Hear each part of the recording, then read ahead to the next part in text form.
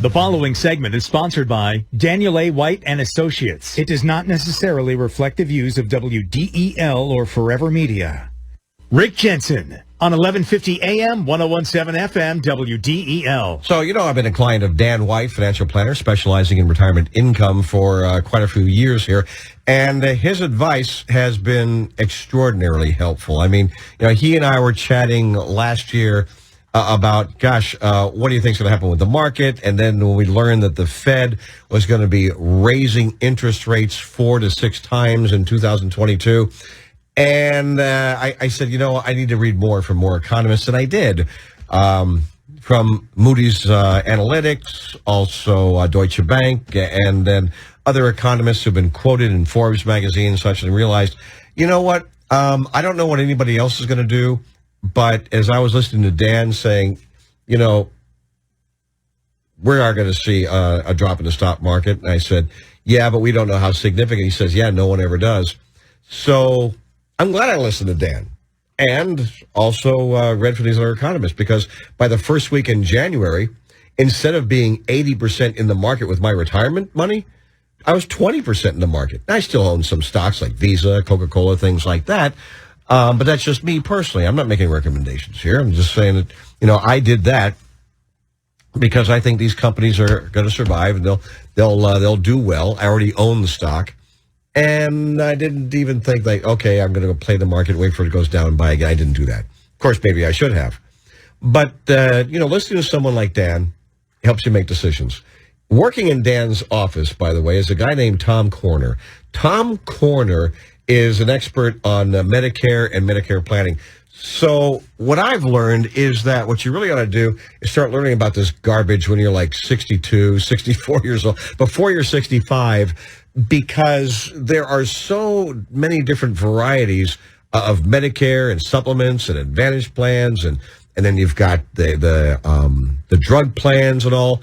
I mean, it can actually cost more in some situations than your company's health plan.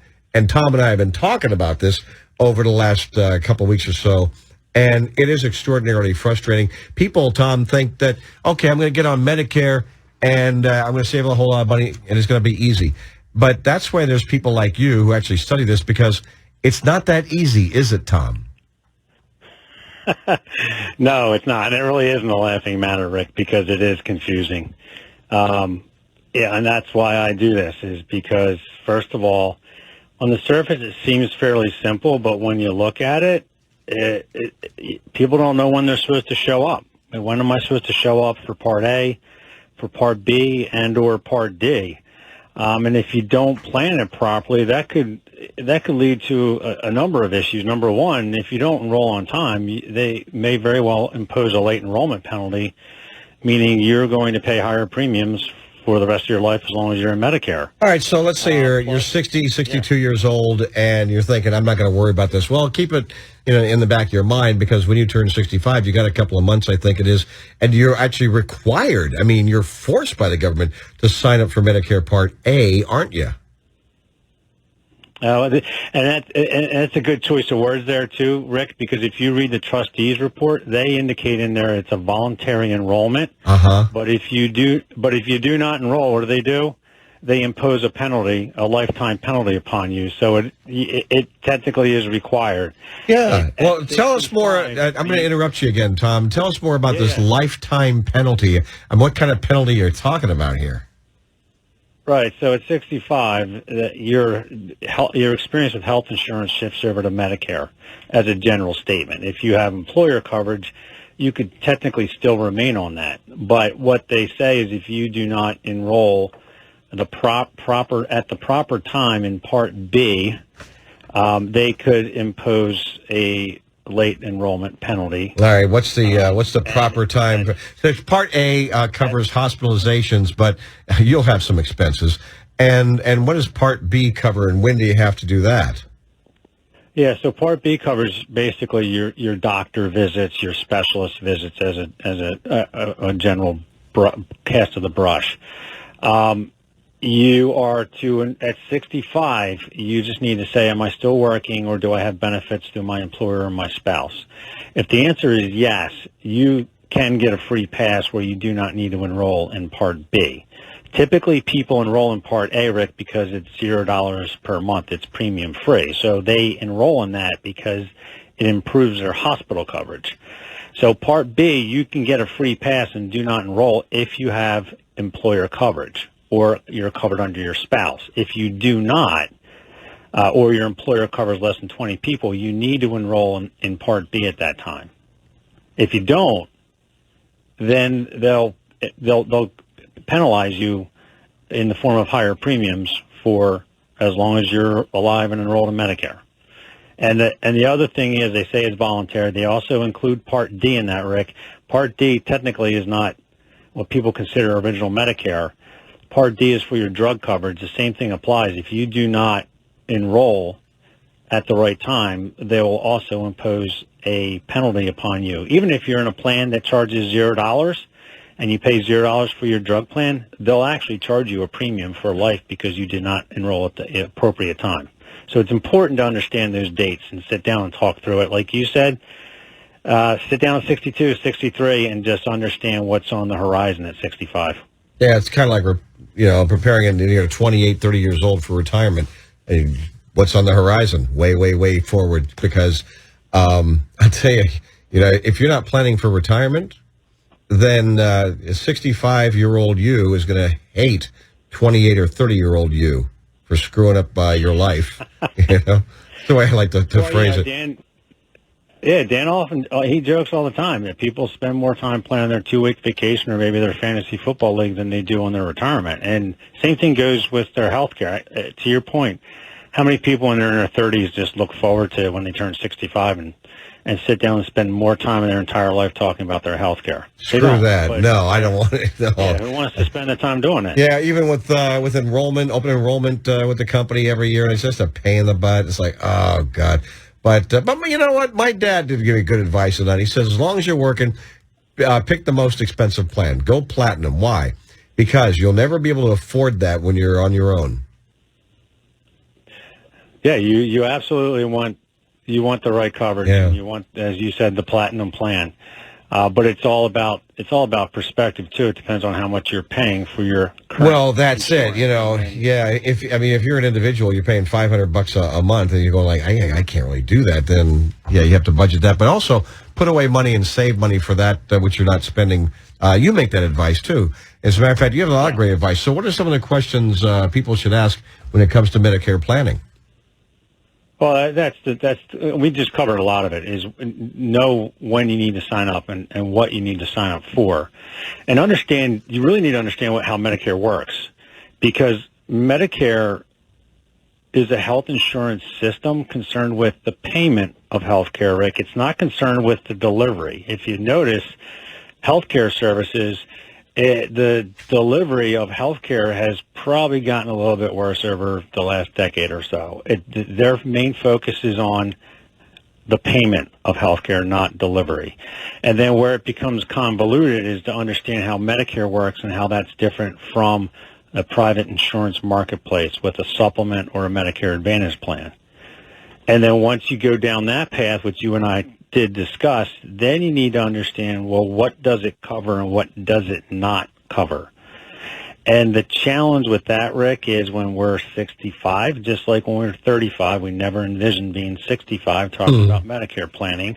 When we're 65, we don't envision being 85. And my mother's 85, and I tell people all the time, she uses her plan more often than she should. And she's in a plan that's the platinum plan, and it is a godsend for her, because if it weren't for that, it just would be a nightmare with co-pays and bills and things of that nature. But you absolutely you can't be short-sighted and say, I want a $0 plan, because nothing's free, and you're going to pay for your health insurance in one form or another, and you have to be you can't be short-sighted, you have to be long-sighted about it, and you have to plan properly.